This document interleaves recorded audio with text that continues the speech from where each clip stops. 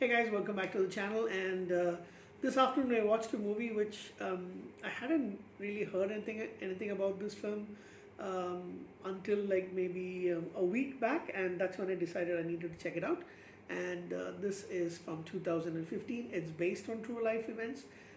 Mainly, it's based on the book that the survivor of the kidnappings wrote. What is her name? Her name is Michelle Knight, and she wrote a book um, called Finding Me, A Decade of Darkness, A Life Reclaimed, after based on the experience that she had, a terrible experience with her for her and two other people.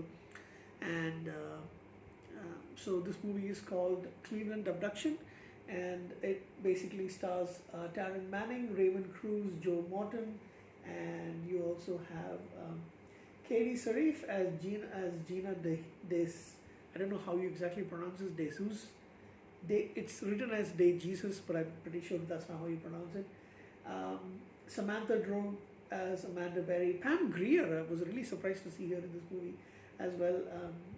She plays Carla, who is a nurse, a small role for her. And Joe Norton, as I mentioned, plays Aiden Solano. So, Tara Manning plays Michelle Knight, who is then a 21-year-old young mom, single mother. She's having a little tough time finding a job. She's not graduated school. She's been applying for jobs and she's not really getting anything that she wants. But she wants to do good for her son, who's around 4 years old at this time. Her mother is tasked to take care of him for a while she goes and tries to get the job done.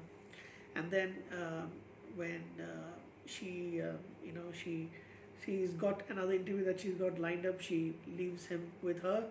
And on the way, she can't get all the way out to that place, so she's trying to find somebody to get a ride from. And her friend's father, who is Ariel Castro, and so he's basically her schoolmate's father. She accepts a ride from him at his at his place of business. It's like he was working at a store or something like that, and so he said, I'll take you across, don't worry, so you'll get there in plenty of time. So she happily accepts it, but on the way he asks her about whether she likes puppies, and she says yes, and then she said she would like to get a puppy for her son. So he said cool, because his dog has delivered some puppies, so he says it's very close by, I can take you there. You can look at the puppies, and then I can still drop you in time for your interview with plenty of time to spare. So don't worry. She reluctantly agrees, goes to the place, and of course it's a ruse. There's no puppies. So basically he is abducting her, ties her up, leaves her, to keep her captive, because he wants to have sex with her. He wants to keep a small group of girls for his pleasure. When I say group, it ends up being 3 ladies, 3 young women, all around the same age, or roughly the same age, basically. They're very young.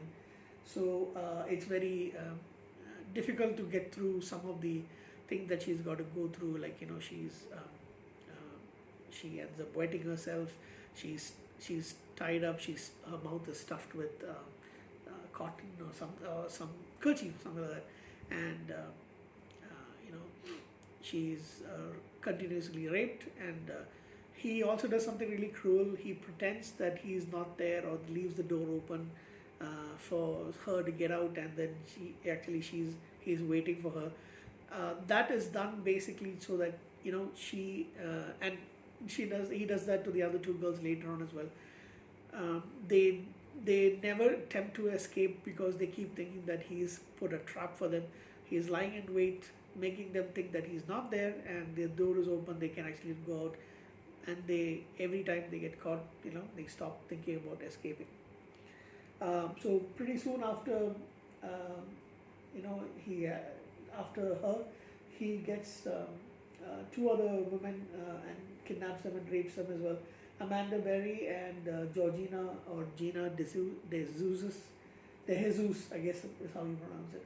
So they're also imprisoned. They're tied up so that they can't escape for a long time, and at times they're allowed to come downstairs, only if it's when he's there.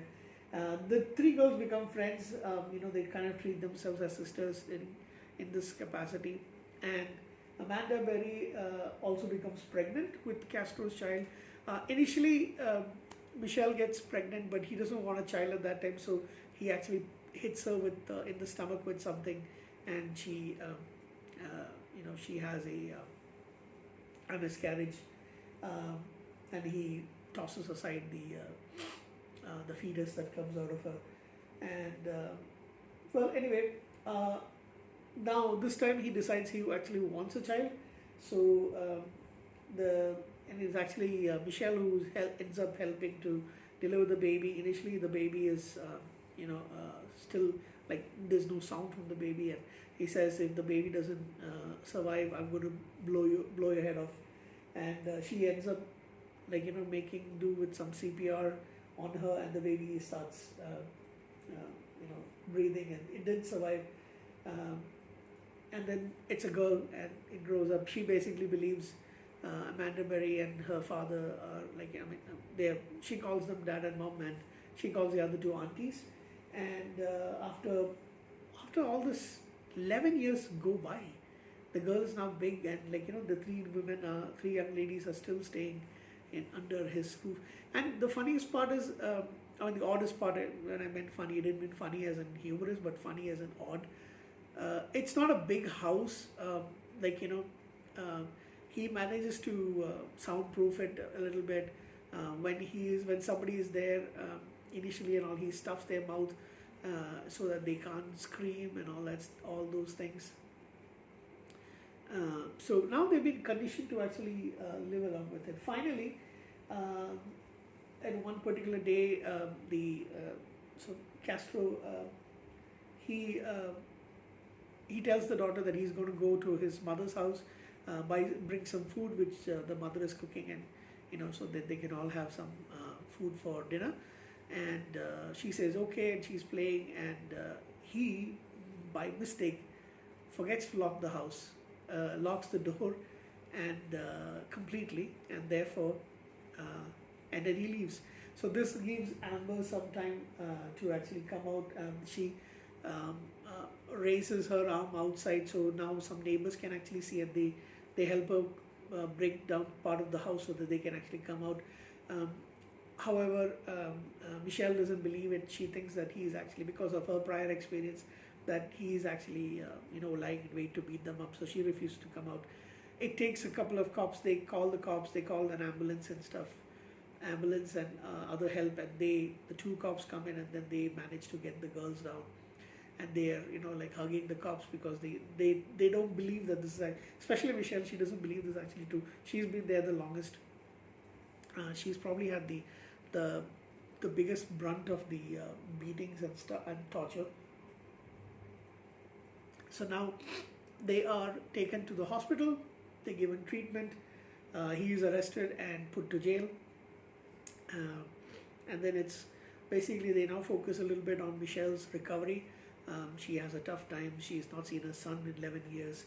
She doesn't know what happened to her mother and son. So apparently her mother left and moved away to Florida. I like to read a little bit because there was a little disturbance when I was trying to watch it, so I didn't want to go back and rewind, but that's what I kind of got, that she moved to Florida. The son went into foster care and got adopted by a nice family. And unfortunately, the family doesn't want, because of all the